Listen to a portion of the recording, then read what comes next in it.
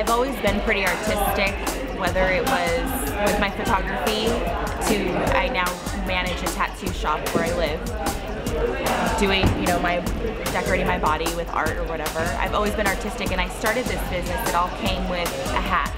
I have this 1950s vintage men's hat, and it was just so boring with it by itself, so I added some of these flowers and some feathers and decked it out, and then that's how the business just started. And since then I've grown from hand-sewn flowers to belt buckles with vintage jewelry.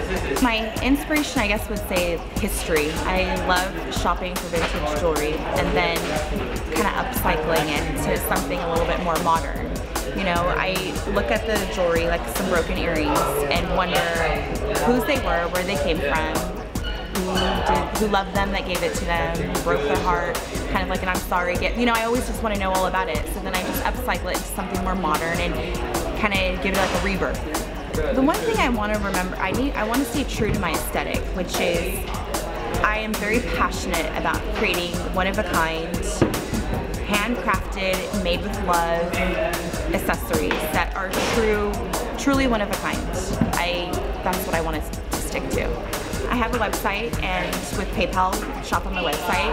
I do a lot of trade shows, so I'm kind of just all over, but I do put all that on my blog on my website to find out different locations where I'm going to be at. You could like us on Facebook, which is Facebook.com/ClipInFabulous, or my website is www.clipinfabulous.com. I brought my Fabiflower clips, and that's what these are right here. They're just clips with fabric and vintage jewelry. I brought those, and then I brought my awesome belt buckles, which are 1970s, made of brass, and I just embellished them with all true 100% vintage jewelry.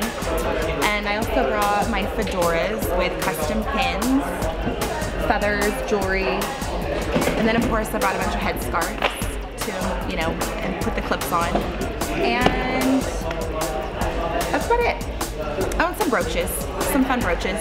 I'm really excited because I like that Raw finds like the underground talent, the people that haven't been able, you know, they're barely scratching the surface kind of thing, and that they showcase them and give everybody an opportunity to network, meet new people, you know, make friends, and just that kind of thing. I really am excited about this. My name is Melissa McKnight, and I'm a Raw artist. Yeah.